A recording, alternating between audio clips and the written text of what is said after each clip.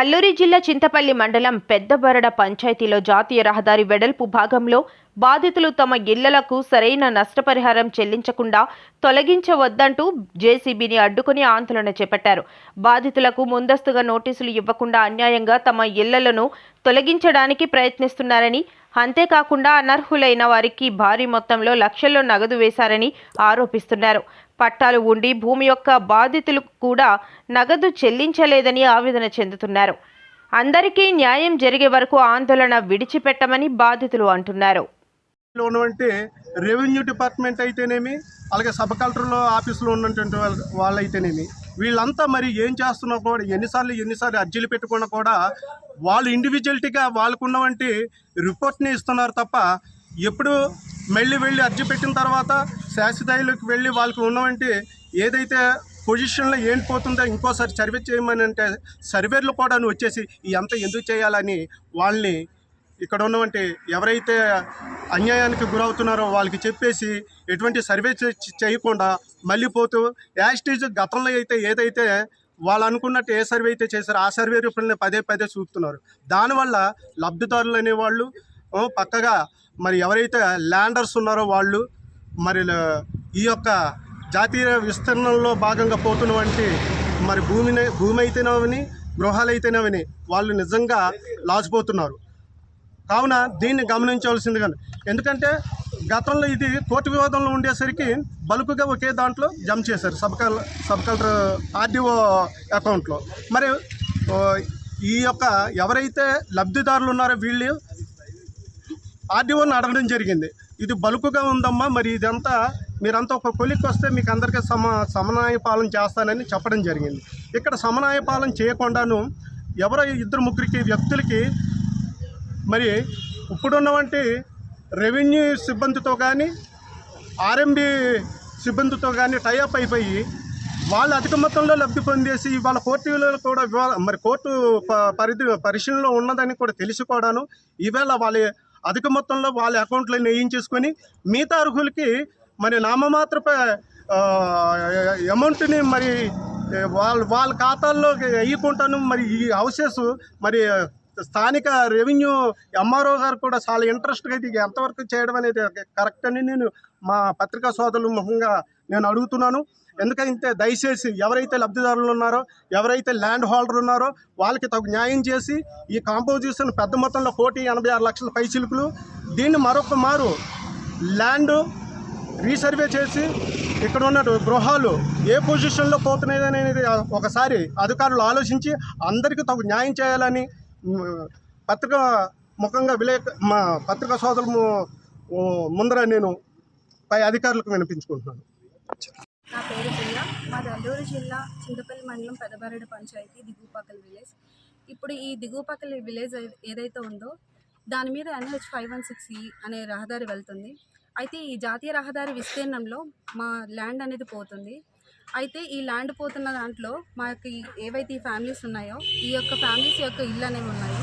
అయితే ఇందులో కొన్ని అక్రమ కట్టడాలు అనేవి తొలగించకుండా ఈ క్షేత్రస్థాయి పరిశీలనలో రీసర్వే కానీ లేదంటే క్షేత్రస్థాయిలో అధికారులు ఎవరైతే పరిశీలన చేశారో అక్కడ ఎటువంటి సరైన పరిశీలన చేయకుండా ఎవరైతే అర్హులు ఉంటారో వాళ్ళ అర్హులకు కాంపన్సేషన్ అనేది సరిగా ఇవ్వకుండా అనర్హులైనటువంటి ఎవరైతే ఉంటారో వ్యక్తులకు అధిక మొత్తంలో కాంపన్సేషన్ ఇస్తున్నారు. అదేవిధంగా భూమి ఉన్న స్థలంలో ఇల్లు లేకుండానే కొన్ని కల్పిత కట్టడాలను సృష్టించి NH వారు ఎవరైతే ఆ కల్పిత భవనానికి ఓనర్షిప్ అయితే ఎవరైతే చూపించుకుంటున్నారో వాళ్ళతో కుమ్మక్కయ్యి NH వాళ్ళు మాకు దారుణంగా ఈ కాంపన్సేషన్ విషయంలో అండ్ RMB వాళ్ళు అండ్ రెవెన్యూ డిపార్ట్మెంట్ వాళ్ళు అన్ని డిపార్ట్మెంట్ వాళ్ళు కలిసి ఒరిజినల్గా ఉన్న ఎవరైతే అర్హులుగా ఉన్నారో వాళ్ళకు కాంపన్సేషన్ అనేది ఇవ్వకుండా అనర్హులుగా ఉన్న వాళ్ళకి అధిక మొత్తంలో కాంపన్సేషన్ అనేది ఇస్తున్నారు.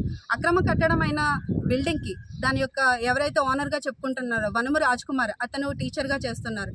అయితే అతనికి ఈ బిల్డింగ్ కట్టడానికి ఈమె పేరు రకే పెద్దమ్మ, ఈవిడకి మాయమాటలు చెప్పి ఈమె స్థలంలో అతను లాడ్జ్ కట్టడమే కాకుండా ఇప్పుడు వచ్చే కాంపన్సేషన్ కూడా అతనే తీసుకుంటున్నారు. అయితే ఆమె చాలాసార్లు అడిగినప్పటికీ అతని నుంచి బెదిరింపులు వచ్చాయి ఈమెకు.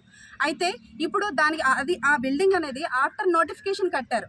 నోటిఫికేషన్ తర్వాత కట్టిన వాటికి అసలు కాంపన్సేషన్ అనేది రాదు. కానీ అధికారి వారు వాళ్ళకి ఏ విధంగా కాంపన్సేషన్ ఇస్తున్నారు, ఆ కట్టడానికి ఇప్పటి వరకు ఎటువంటి ఎన్ఓసి కానీ ఏమి కానీ ఎవరైతే యజమానిగా ఉన్నారో మీ యొక్క అనుమతి కానీ ఏమీ లేవు, కానీ కాంపన్సేషన్ ఇస్తున్నారు. అదేవిధంగా ఆ యొక్క బిల్డింగ్కి 16/5 అండ్ 16/6 అని 2 సర్వే నంబర్లు ఉన్నాయి సార్. అందులో 16/5లో గ్రౌండ్ ఫ్లోర్ని చూపిస్తూ 16/6లో ఫస్ట్ ఫ్లోర్ చూపిస్తున్నారు సార్. సార్ మేము అడిగాం, సార్ ఎందుకు 16/5లో గ్రౌండ్ ఫ్లోర్ చూపిస్తున్నారు, 16/6లో ఎందుకు చూపిస్తున్నారు అని చెప్పేసి మేము అడిగితే, అమ్మ మనీ అడ్జస్ట్మెంట్ కోసం ఇలా చూపిస్తున్నాం అన్నారు. సార్ మనీ అడ్జస్ట్మెంట్ చేయాల్సిన అవసరం ఏంటి సార్? అది ఒక లీగల్ కన్స్ట్రక్షన్ అయ్యింది, తర్వాత ఎన్ఓసి లేదు. అదేవిధంగా ఈ నోటిఫికేషన్ గెజెట్ నోటిఫికేషన్ ఏదైతే ఉందో ఆ టైంకి ఎటువంటి అప్పటికి ఎటువంటి కట్టడం అనేది వాళ్ళు స్టార్ట్ చేయలేదు. అనర్హులుగా ఉన్న అనెలిజిబుల్గా ఉన్న ల్యాండ్ అక్వైజేషన్లు అసలు పేరే లేకుండా ఉన్నటువంటి బిల్డింగ్కి ఇప్పుడు అధిక మొత్తంలో కాంపన్సేషన్ అనేది ఎట్లా ఇస్తారు సార్? అదేవిధంగా ఇక్కడ ఇంకొక ఇల్లు ఉంది సార్, సురగం సంతోష్ కుమార్ అనే వ్యక్తి ఉన్నారు. అతనికి కాంపన్సేషన్లో 2 స్లాబ్లను రాశారు సార్. తనకు ఉన్నది ఒక చిన్న స్లాబ్, తర్వాత ఒక రేకులు ఇల్లు సార్. వాళ్ళకి ఎట్లా కాంపన్సేషన్ ఇస్తారు సార్? అదేవిధంగా వనము ముత్యాలమ్మ అనేసి ఉన్నారు సార్. ఆమెకు అసలు ల్యాండ్ అక్విజిషన్లో అసలు ఆమె ఇల్లే పోతున్నట్టు చూపించలేదు, కానీ ఇప్పుడు ఆమెకు కాంపన్సేషన్ అనేది ఇస్తున్నారు సార్. ఒరిజినల్ లబ్ధిదారులకు కాంపన్సేషన్ ఇవ్వకుండా అనర్హులైన వాళ్ళకి కాంపన్సేషన్ అనేది ఇవ్వడం అనేది ఎంతవరకు కరెక్ట్ సార్?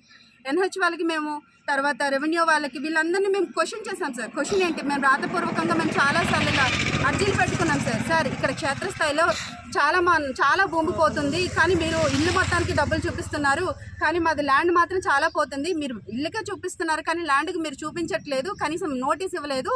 ఇప్పుడు ఆధారబాదరగా వచ్చేసి ఇల్లు కొట్టేయండి అంటే మీరు ఎట్లా సార్? మేము ఎలా ఖాళీ చేస్తాం సార్ అని అడిగాం సార్. అదేవిధంగా మన శనివారం నాడు జేసీబీ తీసుకొచ్చి ఎవరైతే ఎన్హెచ్ డిపార్ట్మెంట్ ఉంటారో లోకేష్ గారు అంట సార్, అతను ఎవరో కూడా మాకు తెలియదు. అతను వచ్చేసి మీ ఇల్లు కూల్చేస్తామని చెప్పేసి, ఖాళీ చేయండి అని చెప్పేసి మాతో చాలా గొడవ పెట్టి పోలీస్ డిపార్ట్మెంట్ని, తర్వాత రెవెన్యూ డిపార్ట్మెంట్ని అందరినీ తీసుకొచ్చి భయపెట్టారు సార్.